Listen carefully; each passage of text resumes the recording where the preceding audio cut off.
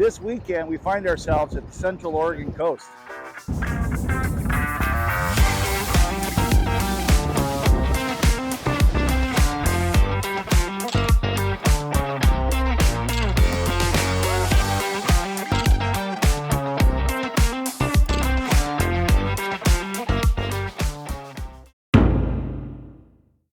We find ourselves, just Jeannette and I, at Newport, Oregon tonight.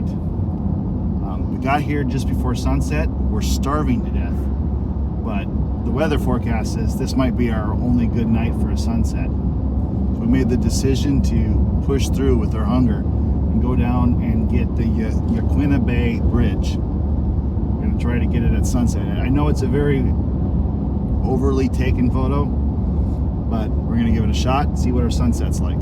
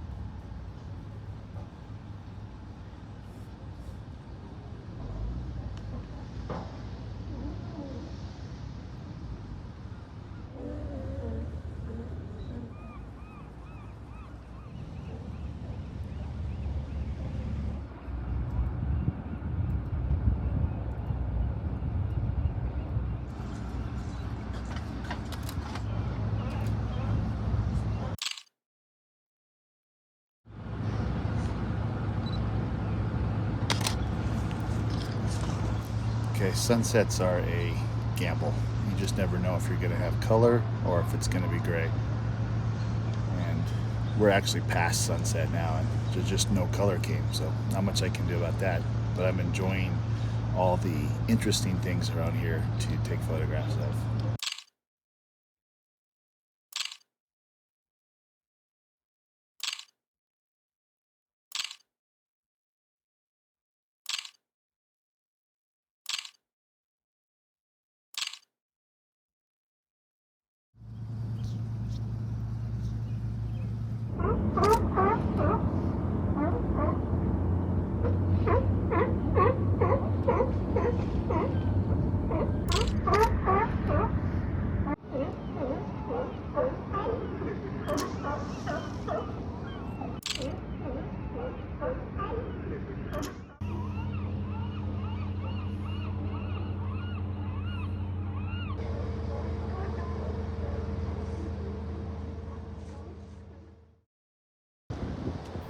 After a good night's sleep, we take the dogs for a walk at the nearest beach.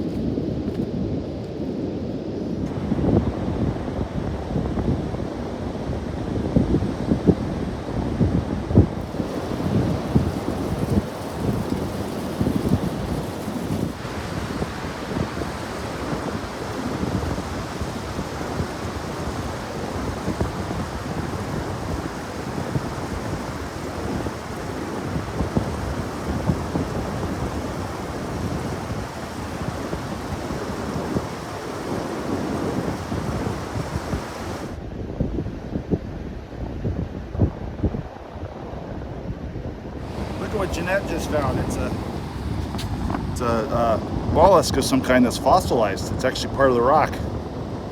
Just on the beach. That's pretty cool. You don't find those every day. You get the top side? Yeah.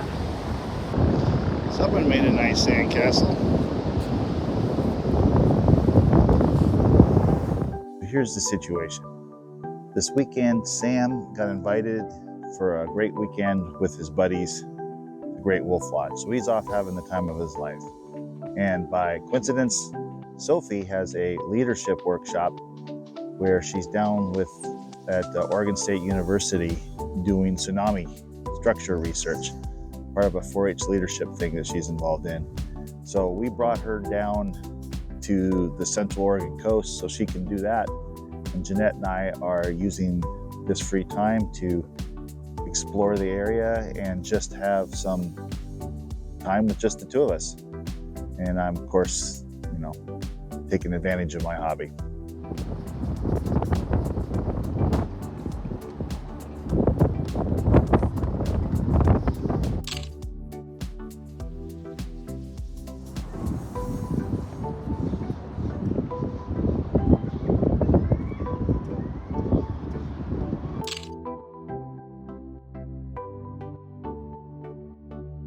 Trying for some architecture shots here.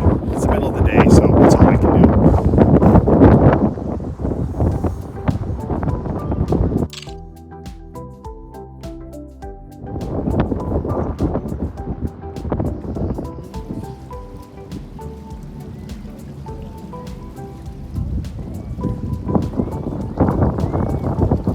Long way.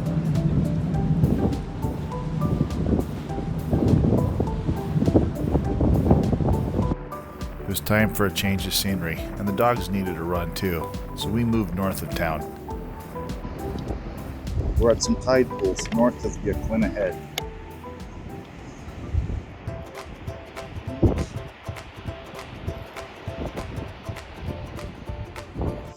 Okay, this is basalt. This is like a hard lava rock. It's not sandstone. And look at how these mollusks, they eat the rock. All these holes were made by little clams or mollusks, mussels. You can see there's a bunch in there.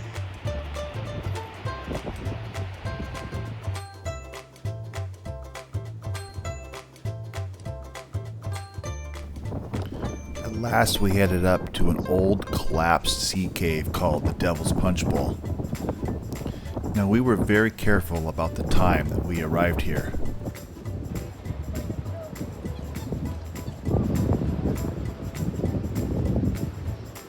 We arrived here at the lowest tide of the week.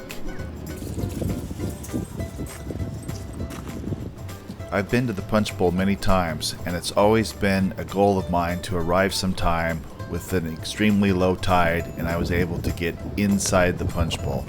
This was my very first chance. Well, as so often with the Oregon coast, we were not the only ones that had this idea. When the tide hit low, everybody poured in to see the same thing we wanted to see. Oh well.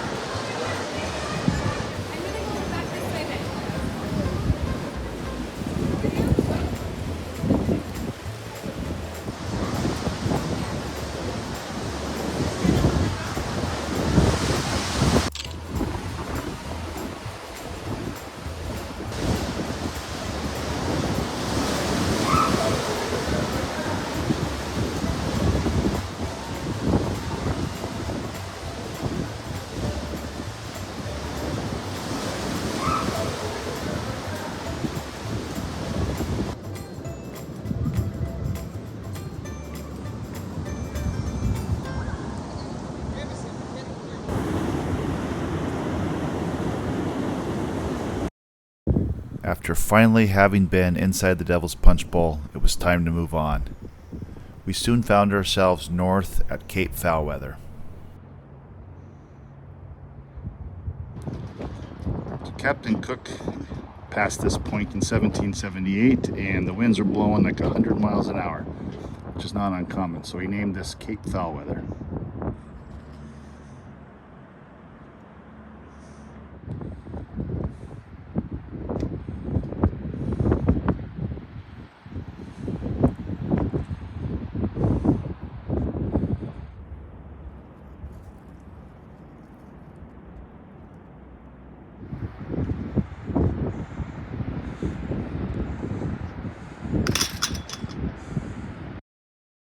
After Cape Foulweather, we continued to push north. I had been doing some reading, and I had one more crazy idea. It just might work. There's a rope. I'll go take a peek.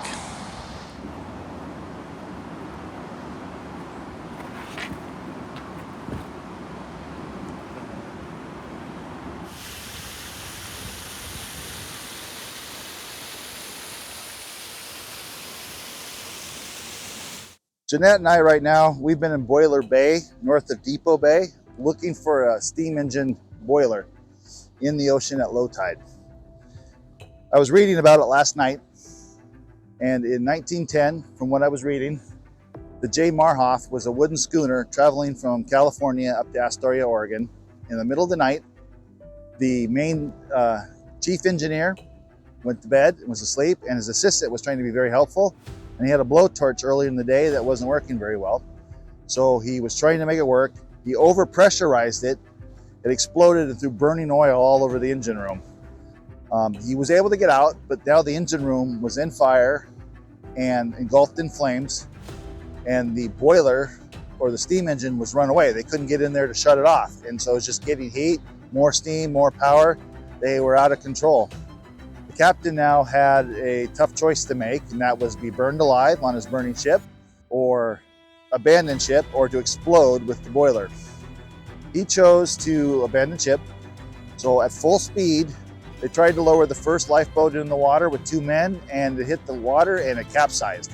They were just going so fast, and the 2 men went over with their upside down boat. They were very careful. They were able to get their second boat in, and they got everyone on board the lifeboat. Fortunately, there was enough to fill 1 lifeboat that was left. They were able to escape. They got off, and they circled back around and were able to rescue the other 2 men. Meanwhile, the runaway ship went straight into this bay, crashed up on the rocks, where the ship, completely engulfed in flames, exploded and threw burning materials hundreds of yards up onto shore and into the trees and everything. And there were witnesses on shore that couldn't believe what they just saw. To this day, all these years later, over 100 years later, the boiler is still in this bay, and you can see it at low tide. Now, we were at low tide at Devil's Punchbowl. We wanted to get into the Punchbowl, so we were there on purpose. I think we're too late today to see the boiler, but we're gonna look around and see what this place looks like, and maybe we'll still find it. I don't know what this is, but I've never seen one of these. It's like a sea slug or a sea sponge. I don't know what that is. Look at, there's sea urchins and sea anemones in there.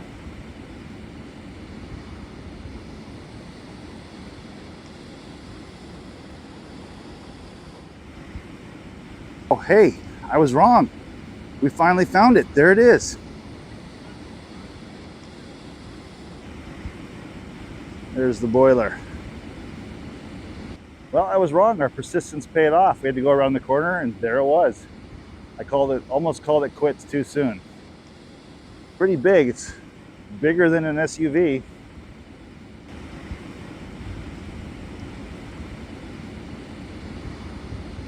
There's a big iron mast. That was probably part of the ship there. The boiler from Boiler Bay.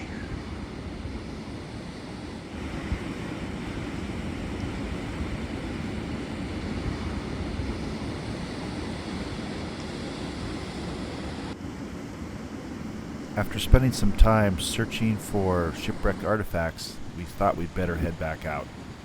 The hike out was just as interesting as the hike in.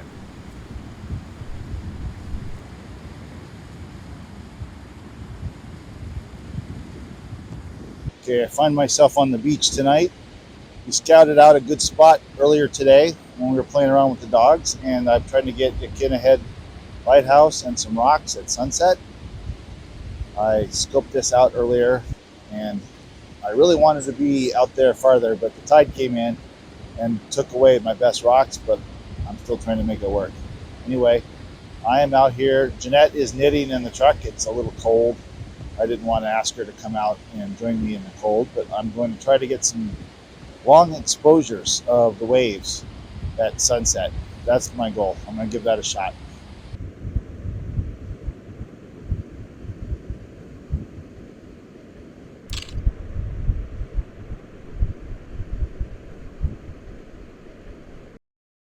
Now is the part where I like to review the photos. I took a lot of photos on this trip, so I'm only going to pick a couple of them to talk about. This one of the Yaquina Bay Bridge was simple, and if you saw the video, it was actually not this colorful. I was able to achieve this look by playing with the white balance. I dropped the temperatures and I gave it a magenta tint, and that's how I was able to get this. So again, don't believe everything you see in a picture. It's not the way it actually was when I was there, but I was able to achieve the look that I wanted.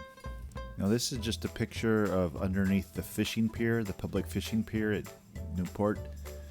The picture's not that special. I did make it black and white, but I used the golden triangle ratio to achieve this. And if you've ever studied how to crop a picture, there's rule of thirds, but there's also the golden triangle, and that's what I've used on this one. This was just a longer exposure of the Yaquina Bay Bridge. You'll notice that the sky, the clouds got the blur effect because of the long exposure. Nothing too special. Black and white always gives everything a dramatic look. And I know this would drive a photography purist mad, but I'm more about the final product than the pure image. And in this case, as you saw in the video, it was a very blasé sunset, but I used a paintbrush on the computer and I was able to bring out the colors and played with the white balance to give it a warm sunset feel. And you got the image that I was hoping to get on the computer instead of in the camera.